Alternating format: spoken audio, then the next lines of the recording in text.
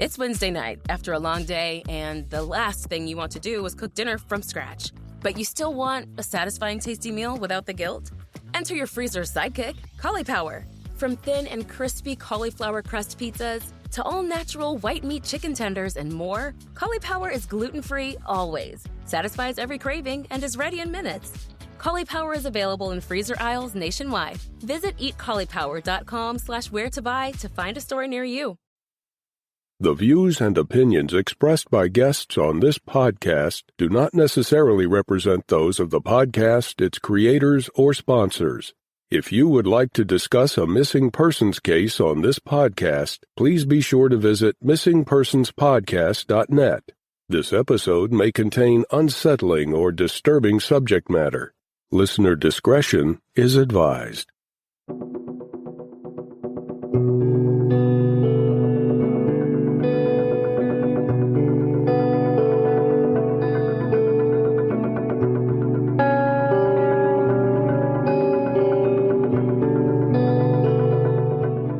Welcome to Missing Persons, a podcast dedicated to spreading the word about people who have vanished under mysterious or unexplained circumstances and the family members who are looking for answers.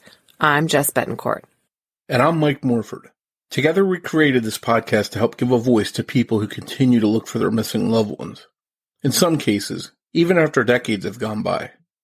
In each episode, you'll hear from Jess giving listeners the backstory and the basic facts of the disappearance. Then Mike will speak with someone who's intimately connected to the missing person, and his guest will share their story with us. Please stay tuned at the conclusion of this episode to hear about our Patreon program and our commitment to help find people who have gone missing. We'll also share with you where you can find more information and how you can join our team and help our efforts. You'll get recommendations for other podcasts we think you'll enjoy, and more.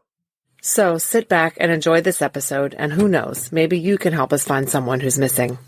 Episode 16, Morgan Bauer. Morgan Erin Bauer was born on April 13th, 1996. She lived in Aberdeen, South Dakota with her mother, Sherry Keenan, who is our guest today, and her little brother. On our show today, Sherry will reveal the names of some of the people who allegedly had contact with Morgan prior to her disappearance, and who have not been thoroughly investigated by police. These people have never been charged with any crimes.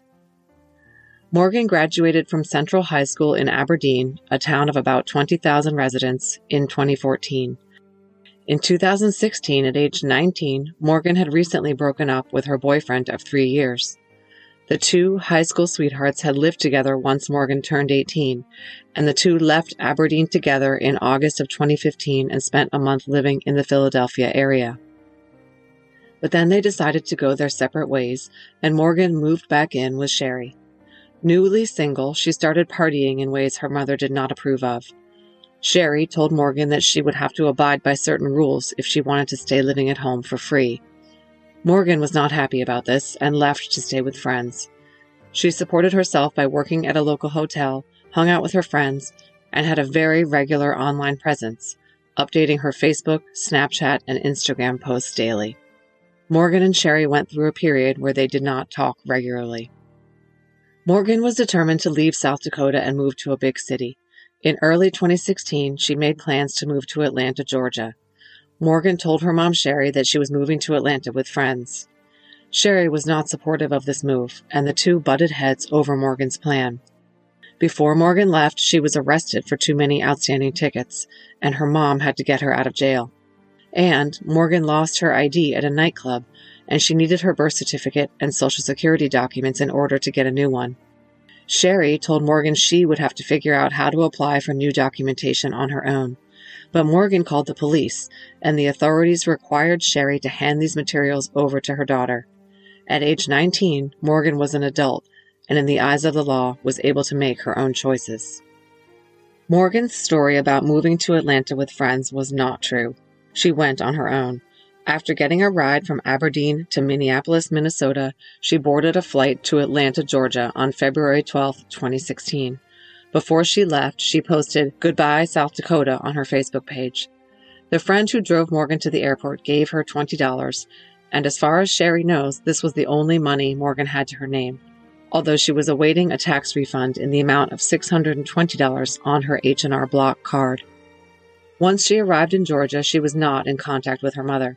However, she was in contact with her good friends back in South Dakota, and she made regular update posts on Facebook and other social media, so her mother was able to see what she was up to. The first night she stayed in Atlanta, Morgan apparently crashed at the home of a man she met on Craigslist. They had entered into a barter arrangement, whereby Morgan would clean, run errands, and do certain chores for this man and his other roommates in exchange for lodging. But after one night, he put her things out and asked her to leave.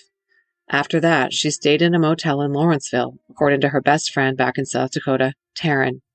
This was thanks to the help of a man whose street name was Plug. This was just short-term, though. Morgan then moved over to a motel in Gainesville, again with the assistance of Plug. Morgan landed a job as an exotic dancer at a roadhouse called Top of Gainesville. She was seen in the company of 2 men at this club. She worked at Top of Gainesville from February 19th to the 25th. She also applied for a dancing position at a gentleman's club called Tees on Cheshire Bridge Road in Atlanta. She came into this club on February 25th in the company of another woman who was also applying to be a dancer.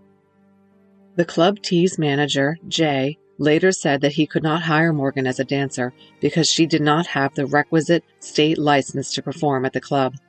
However, a post on Morgan's social media indicated that she may have been hired there. She captioned the post, "And I work here." This was on the 25th. That post has since been taken down. Morgan made a couple more social media posts that day, the 25th. She Skyped with her best friend Taryn back home and posted a video on Instagram of herself walking through a park. People who have seen the video believe that it shows a man she is with and a car in the background. It is thought that the video was filmed at a park in Porterdale, Georgia.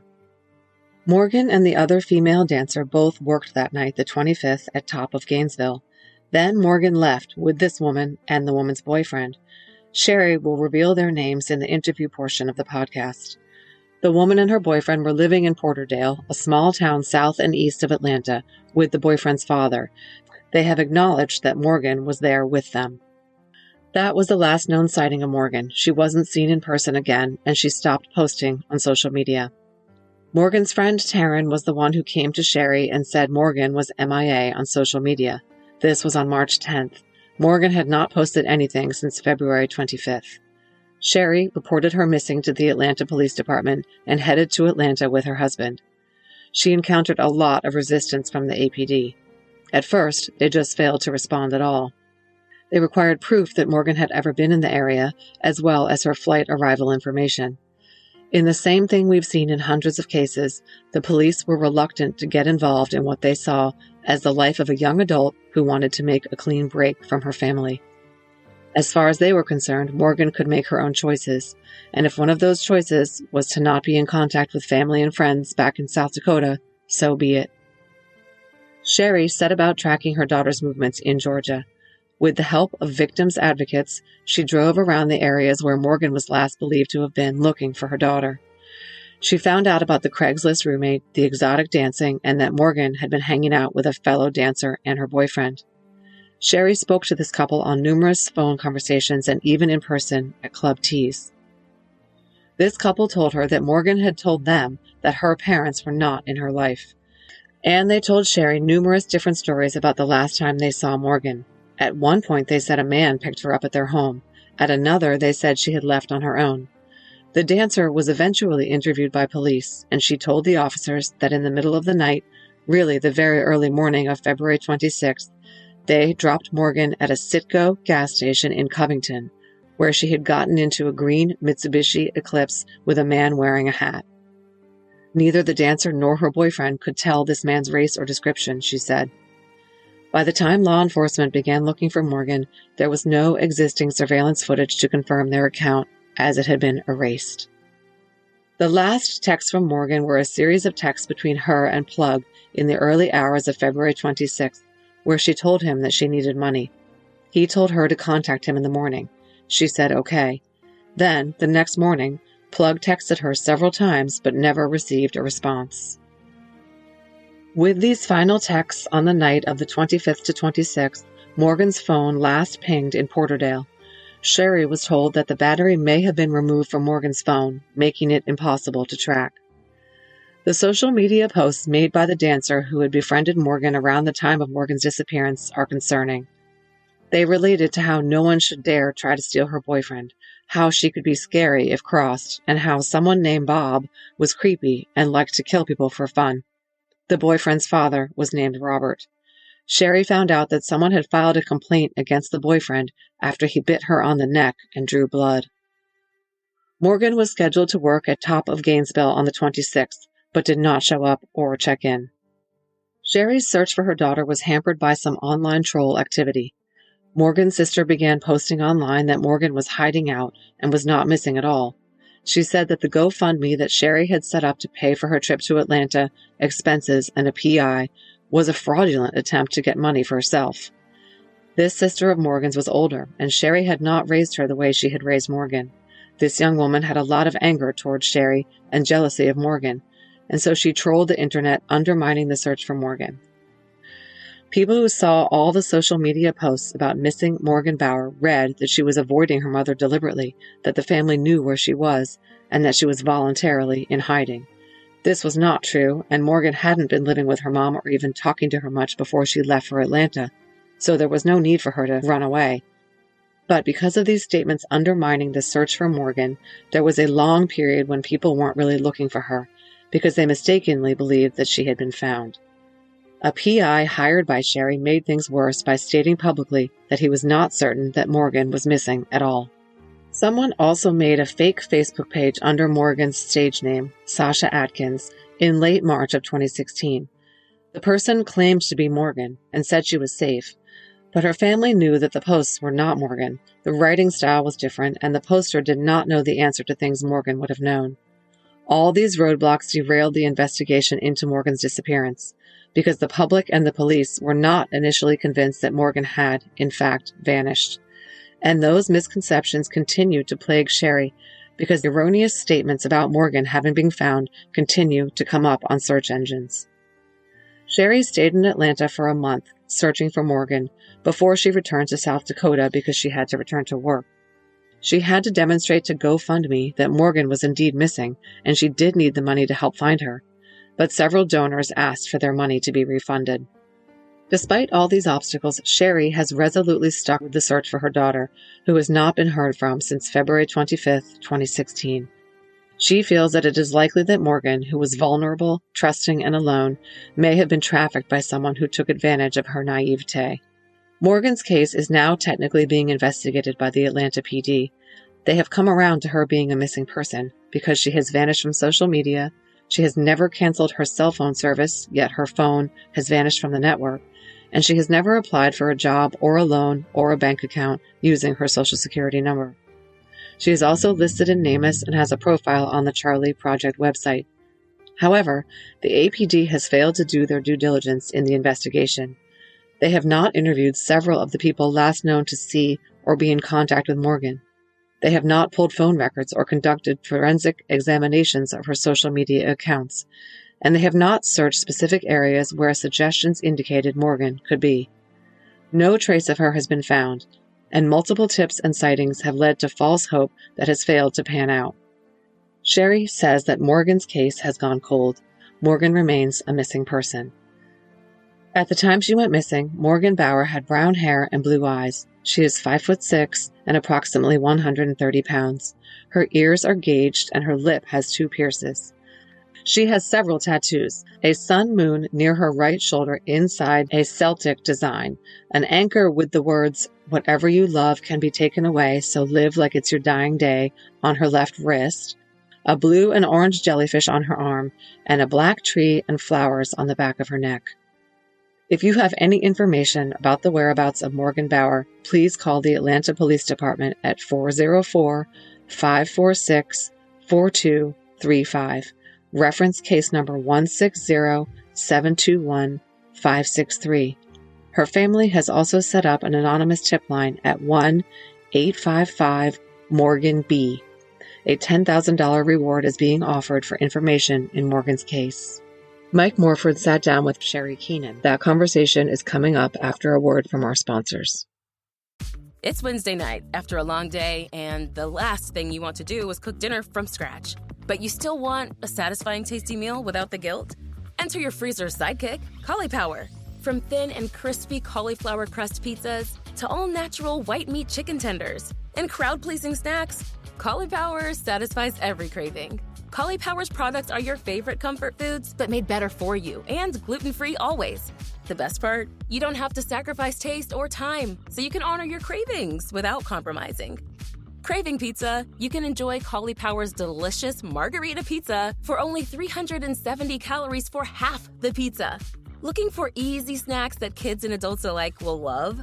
Power's baked, never-fried pizza snacks are nostalgia reimagined and ready in 5 minutes. Power's products are available in freezer aisles nationwide. Visit eatcauliflower.com/where-to-buy to find a store near you. Let's be honest. Most of us have a love-hate relationship with wired bras. We love the lift, but hate the digging. We love the support, but hate feeling trapped. Well, Knix just changed everything with FreeFlex, a wired bra actually designed to work with your body, not against it. FreeFlex features a revolutionary flexible wire that moves when you move, bends when you bend, and keeps everything exactly where you want it. No poking, no stabbing, no constant readjusting, just freedom to move. It also has a demi-cup shape for a natural lift with a lower neckline that flatters in everything from V-necks to dresses. And because it's from Knix, it's available in sizes for every body. Experience the first wired bra you'll actually want to wear all day. Visit Knix.com for 15% off your order with FreeFlex15. That's KNIX.com, code FreeFlex15 for 15% off. Knix.com.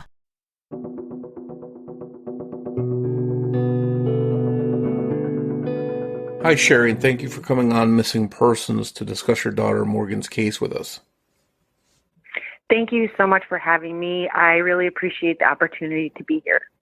You're welcome, and we hope we can help spread the word about Morgan.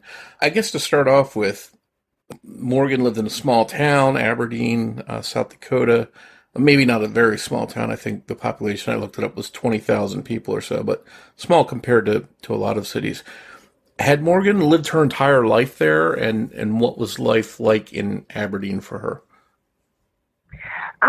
Well, Morgan was born in Vermilion, South Dakota. When she was 1, we lived in Knoxville, Tennessee for a brief time. Then she was in Aberdeen for the duration of her life, except for a couple of months when she moved with her boyfriend to Philadelphia in August of 2015. Otherwise, she's from Aberdeen, and she's a great kid. She was working at Minerva's, which is a local restaurant in a hotel in catering, and she had been there for a few years. She had the same boyfriend throughout high school, and they had broken up at the time that she left Philadelphia and came back to South Dakota. At the end of August, beginning of September in 2015, that relationship ended. She lived with me for a brief time, and then she moved in with friends. But life was going great. She was doing really good here. She just wanted, to experience life and do something new. Did she have a big circle of friends that she was close to there in Aberdeen?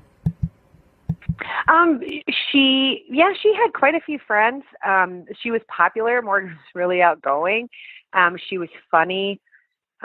She had a tight group of people that she hung out with, but she had quite a few friends. And working at Minerva's and getting to be the age of 18 and 19, she was hanging around with, a lot of new people that were, college age kids and things like that too. So she was getting to know new people and getting to know old friends as well as new friends since her breakup with her boyfriend. So yeah, she was building her circle and, spending time with people she worked with. So it sounds like she was pretty social. Yes. Oh yeah. She was very social and very active on social media every day. Yeah. And at some point, you sort of touched on it, that she wanted to sort of experience things maybe outside of Aberdeen. In early 2016, she wanted to move out beyond your town, and she decided she was going to pick up and go to Atlanta, which I think is a story in itself. But how and why did she decide on Atlanta, and what was your opinion of her going there? So, to play that kind of out, I knew Morgan was wanting to go to Atlanta. She had talked with her friends. Morgan and I weren't talking a ton then. She's doing her thing. And she had told me at the time that she was wanting to move to Atlanta, and she was moving with her two roommates that she was living with at the time. And I said, well, why are they driving and you're flying? And she said, well, they're carrying all of our belongings in the car, and it's a small car, so she was going to fly to meet them. And she asked me for a ride to the airport. Now, her going to Atlanta was because, she likes men of color, was a big thing. And, she wanted to just get into big city life. She had also talked about LA and things like that. So she wanted a big city. I think she picked Atlanta mostly because she does prefer men of color, and it was just a big city that she wanted to branch out in. Now, as far as her going to Minnesota, or to flying, or giving her ride to Minnesota to go, I myself wasn't necessarily comfortable with it because, my gosh, she's 19 years old, and, that was just a big deal and a big move. She had lost her driver's license at 18 and over Pulse nightclub in Aberdeen, and she needed her birth certificate and social security card at that time. And I said, well, Morgan, if you need those things, you need to get them, and I'll even take you to learn how to get your birth certificate and your social security card. But if you're mature enough and old enough to go to Atlanta, you need to learn to do these things yourself. Well, that upset her, and she ended up calling the Aberdeen Police Department and told them that she wanted these documents. They told me I had to release them to her. I met her at a gas station, and I gave her those papers without incident, and gave her actually a lucky penny to take with her. And she walked off with her friend, and that was the last time I saw Morgan. She did get a ride to Minneapolis with another friend of hers who gave her $20 when she got to the airport, because she didn't have any money, but she was waiting for money to come on her H&R Block card. And that's how she left Minnesota. So there's a little bit of friction between her and you right before she left? Yes. Was that something that was a regular thing, or was that just a one-time thing? Well, when Morgan came back from Philadelphia, teenagers, I mean, you have your things, but there wasn't anything, I don't think, out of ordinary. Morgan moved out of the house when she turned 18. Before she graduated, she moved in with her boyfriend. They got their own apartment after she graduated. And so she wasn't living with me. When she came back from Philadelphia, she did want to live with me, but she was doing her thing, and I had to have rules, like we had to be in bed in by midnight and things like that, and she didn't want to do that. So she did have options to stay with her grandparents or live with friends, because I do have a younger son and I work and things. And anyway, she didn't love the idea of rules at 18, and so she moved out, and so there wasn't, a lot of communication. I had talked to her a few times, but it wasn't, how kids do their thing, and she's right there in Aberdeen, and I can see everything. So it wasn't it wasn't a thing. It was just a time in life when kids are, being adults and learning to let go of a child becoming an adult, I guess. Sure. And did she have a job waiting for her? Did she have anything set up as far as what she was going to do for work when she got there? To Atlanta. So when she got to Atlanta, she stayed with someone that she found on Craigslist, because she had said that she was going to clean for them in exchange for rent, basically barter rent for cleaning until she found a job. When she got there, they went out to dinner that night. We know it was a nice restaurant, an expensive restaurant, because she had octopus. She went back to the Craigslist house that night. The next day she went to go look for work. When she returned, all of her items and belongings were outside. So we don't know if she got all of her belongings. We do know that she left the Craigslist house after that. And I did want to clarify, so the roommates that she was traveling with were not the same people she was going to live with and clean for while she was, clean for a place to stay, essentially. So the people she was living with in Aberdeen, the roommates she told me she was moving with, they were not actually moving with her. That was something she told me because obviously saying, Mom, I'm going to go to move to Atlanta to go live with people I met on Craigslist was not going to fly ever. And so she told me that as a way to coerce me into taking her to Minneapolis, to the airport. So that was untrue. That would be that would be a big concern for you, obviously, as a parent, if your child's meeting someone that they've never met before in another city. On Craigslist, yes. I mean, anybody would be concerned that she's going to live with people she doesn't know when she's going by herself at 19 years old. Yes, I was very concerned about her going anyway, even with roommates. Yes. And so we know she made it there. We know she got into their home there, and then all of her stuff winds up on the sidewalk. Any explanation why? Has there been a reason revealed as to why that was? No, we don't know. And Morgan did talk to her best friend, Taryn, and she did not give a reason because it was just outside with a note that said, don't come back. From there, and of course, we don't know who these people are, and they were never investigated. So, but we do know the timeline after that. And so that kind of helped, or at least up until the night that she went missing. And when you say you don't know who those people were, the police weren't able to locate them or talk to them, or they just didn't do that for some reason? They did not do that, nor did they did not attempt to locate them, nor have they located them. Well, so she takes her stuff and goes someplace else and winds up, if I'm not mistaken, living in a hotel. Is that correct? Right. So she gets to Lawrenceville. Wherever she's at in the Craigslist, I'm wondering if it isn't Lawrenceville. We're not positive. But she goes to a gas station where she meets a gentleman named, and again, I will say this, I'm releasing and giving you some names and some information in this podcast that I have never released before. So I will be saying some names in this podcast that people have never heard before. Sure. And obviously we'll clarify that these people haven't been arrested or charged with anything, but or investigated, right? These alleged, right. Yeah. Right. So allegedly Morgan finds and meets Courtney Ellis, who is AKA Plug, at a gas station. He gets her a hotel in Lawrenceville. He then moves her to a hotel in Gainesville, Georgia, where from that point, two gentlemen take Morgan to top of Gainesville. I cannot say if this gentleman was one of those gentlemen. And they sit with her at top of Gainesville when she begins this journey into the exotic dance world. So she's introduced to this place, this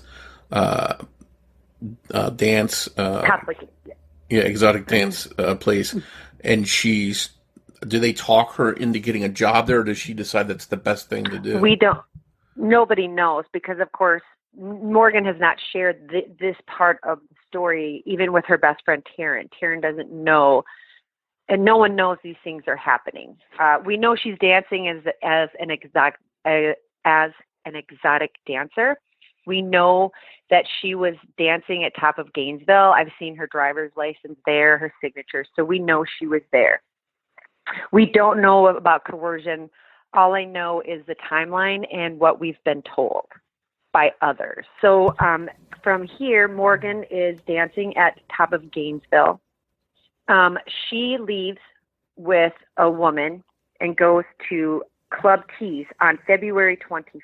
They go into Club Tees and they speak to the owner, Jay. They dance for him. In Atlanta, you have to have a license to be an exotic dancer. Morgan nor this girl have a license, but Morgan says, I've got the money. I'll pay for the licenses tomorrow. From there, both girls go back to Top of Gainesville to perform that evening. From there, Morgan leaves, and we're not sure exactly how this all works out, but she ends up with the last two people that we know were with Morgan that night. And again, I'm releasing names that have never been released before. So the two people that Morgan left, that we're not positive she left the bar. We do know that she ended up with these two people. The gentleman and his girlfriend that she were with were Jonathan Alexander Warren and Caitlin Gable, who went by Lilith Chaos as her dancer name. These two people were living at the time with Alex, that's what he went by, Alex's father, Robert Warren, in Porterdale, Georgia. We know this information because the day I arrived in Atlanta, I met them. How were you able to get introduced to them and meet up with them? So that evening, I had been going around different clubs, and I had visited with a woman named Casey McClure, who is with For Sarah. She is a wonderful woman who also does work with Christian Ministries. She agreed to meet with me at a bar that night and drive me around to clubs because she does outreach. I got into her car, and within 5 minutes of being in her car, Jay from Club Tees called me and asked me to come to the bar because the girl that was with Morgan that night was sitting right in front of him. I got on the phone with her. I stayed on the phone with Caitlin until I got to Club Tees. At that point, Casey McClure and I went in and we spoke with them personally. That evening, we called the police. They did not come. I did take pictures of Jonathan, Caitlin, and their vehicle so we could trace the vehicle license plate back to Robert Warren, who owns the truck, his father. When you confronted them, when you started talking to them, did they deny knowing Morgan, or what was their story when you did confront them? No, they did not deny knowing Morgan, and they didn't deny knowing her when we were on the phone with them.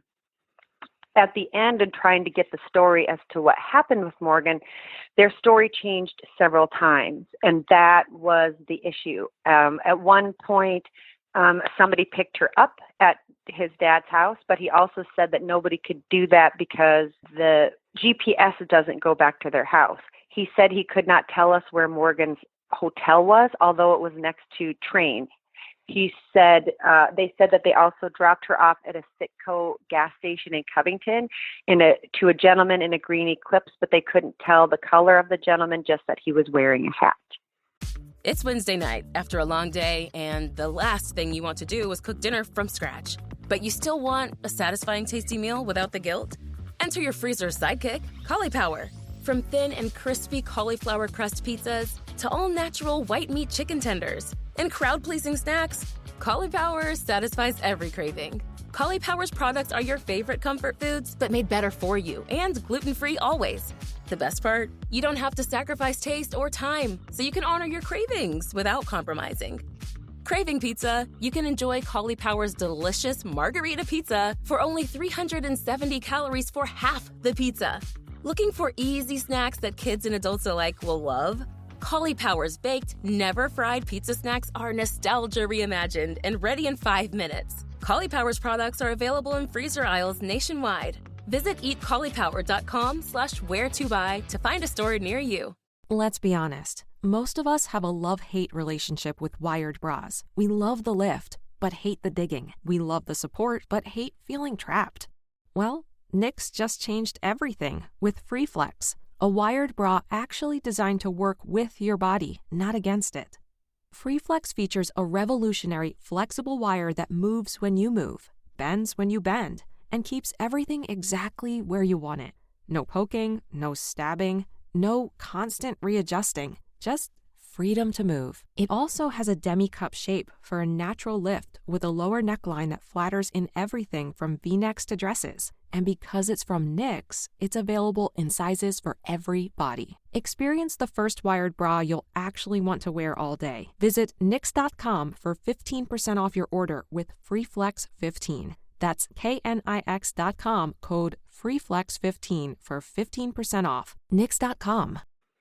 Did they give you any reason to believe they weren't being truthful, or did they seem like they were cooperating with you?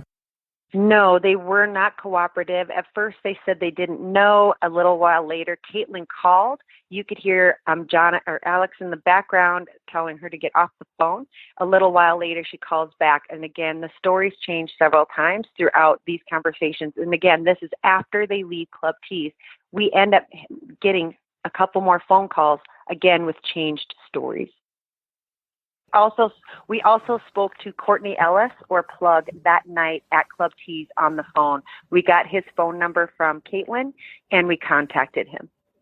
So we also spoke to Plug that night as well. We spoke to all of the people, and Plug was the gentleman, Courtney Ellis, was the gentleman that Morgan was last texting into the hours of the 25th into the 26th. The last person that Morgan spoke to via text was him, saying that she didn't make enough money. She needed to get to the new club. He said to get a hold of me in the morning. She said, I will. He said in the next morning, he texts her several times trying to reach her, and she never responds to him. And has any of that been verified by authorities? No, just all we know, yes, that it's been pinged.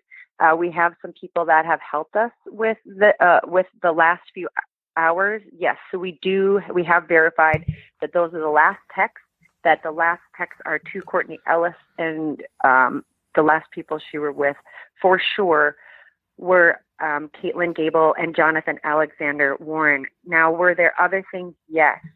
Caitlin Gable had posted some things on her Facebook page over the following days, and actually was on her Lilith Chaos page over the following days, making statements that you shouldn't mess with people's boyfriends. Again, Jonathan or Alex's dad's name is Robert, and there were things like Bob likes to kill, Bob kills for fun. There were several different things that Morgan posted in the days to follow. We have also learned from Porterdale's Chief Cribs that Jonathan Alexander Warren was arrested, or somebody had reported him for biting them on the neck and drawing blood. The charges were dropped. Jonathan has also been asked to leave several clubs where Caitlin was dancing because he was cutting himself and acting in ways that were inappropriate. So Caitlin was asked not to bring him back to the club if she wanted to dance anymore at several different clubs. Oh, and you mentioned too, when you try and get the police involved, they initially say, no, we're not going to come out and check this out. Did they give you a reason why they didn't? We called the police. They just never came. There was no explanation. They just didn't come. And just to back up too a little bit, Morgan goes to another state. You're back at home. She was pretty active on social media, I take it, but then one day her social media went quiet. When did you become alarmed and say something's not right here, I need to go see what's going on with her? And how did you come to that decision?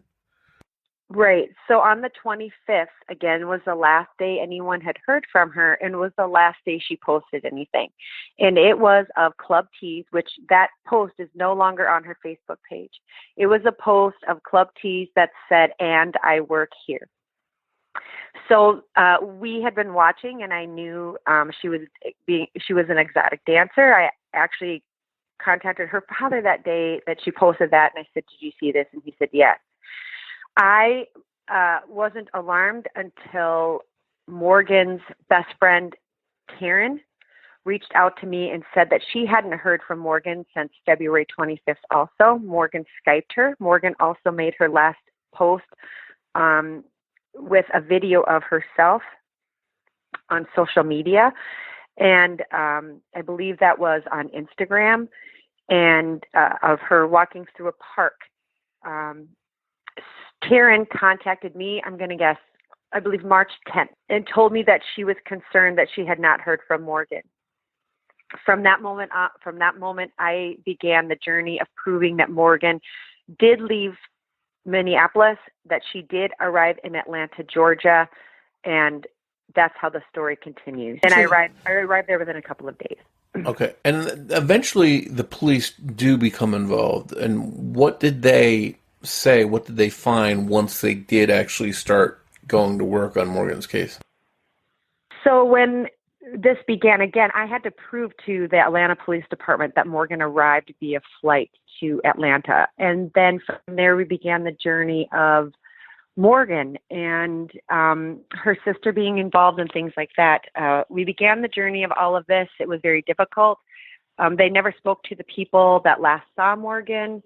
I was, of course, getting increasingly upset as time went on and things weren't getting done and these people weren't being talked to. Over the course of the month that we were there, diligently searching, a troll, there was trolls that had started to come on Morgan's page. And the troll had stated he was Morgan, or this person. And that began another journey with my oldest daughter, stating things that I knew where Morgan was, that I was taking from, we had started a GoFundMe for me to stay in Atlanta because it's expensive to pay for hotels and things like that. Of course, I couldn't work if I was in Atlanta and things like that. And it was just very expensive. You know, we had business cards made, we had flyers made. Eating life is expensive. We didn't drive, we flew. So we had to take Ubers where people weren't giving us rides. So it was just an expensive adventure. And so when that happened, it really confused the case as well as everything else. Now we have since proven, we believe that obviously it was a troll. And now this has been 4.5 years later. And can you clarify, when you say that it was a troll pretending to be your daughter saying all that stuff? Right. It was somebody saying the name was Sasha Adkins and saying that they were Morgan. The problem is that this person couldn't answer any questions that I specifically asked. And the other thing with this troll is the way this person typed. So this person typed using capital letters and periods and punctuation. Morgan types with all small lowercase letters and not punctuation. So just the way that this person typed, the way this person wrote things was different. Again, they couldn't answer a specific question. It was really general statements. And when you have a troll saying that they are someone, you really hope it is them. And so for the girls that were Morgan's friends and my daughter, I'm sure it seemed very exciting for them. Stuff about knowing where she really was and that she wasn't really missing, that was sort of proven to be bogus and sort of took the case sideways, I assume.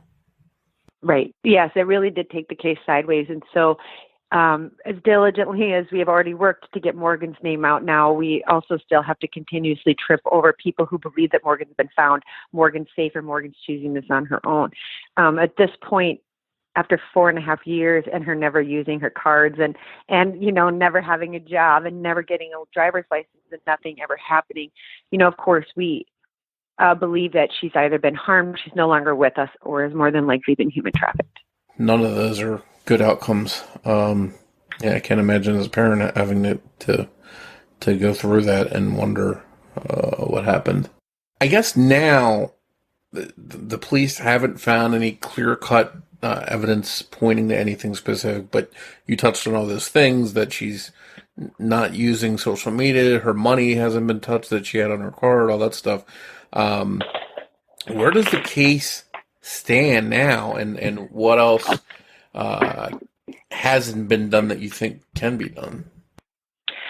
Well, I believe now that they've talked, so over the course of the few years, a year in, I spoke to Internal Affairs, and they spoke to Caitlin, but they've never spoken to Jonathan Alexander Warren, and I don't know how much investigating they've done. They have never pulled either of their phone records. They say they do not have enough evidence to pull any records of theirs. They've never talked to him. They did a year after that. 2 years later, I called Internal Affairs again. They finally took 3 dogs out for 3.5 hours behind Robert Warren's home, but they did not go to the area near the Yellow River, Rooster Falls, where we wanted them to search, because that's where Caitlin and Jonathan had made suggestion that things might have happened. So that has not been done. They never looked at the cameras. They haven't looked at Morgan's Facebook page, which has been changed several times. In fact, even now, when I do get people who contact me and say, this could potentially be something, and I go to reach out to the police department, it's very difficult to, report anything or to get a response. Morgan's case has at times not even had a detective on it. That happened again this last November. Their Detective Rivers, I believe, is now on the case, but I can't really get them to return phone calls. I'm sure they're sick of hearing my voice, but I am going to continue to push and fight to find my daughter. Right now, Morgan is an active but cold case with the Atlanta Police Department. She is registered with NAMIS and National Centers for Missing and Exploited Children. And obviously, you have to rely on the police to a great extent, because you can't, take off from your home and go out to this other state and spend your life looking out there. So you need help from the police. Are you hopeful that you'll get more steady help from them? No. And at this point, it's gotten, I'm sorry, I might get emotional. I understand. Take your time. Excuse me. At this point, I don't know what to do. I've gotten her name out there, and I've done everything I can think of within my power, to continue to fight, to continue to get her name out there. It's just gotten, at this point, to be a little discouraging. And I feel defeated because I don't know how to find her, and I don't know what to do to save her, or I just don't know. I just don't know what to do. And the people you're supposed to trust don't care.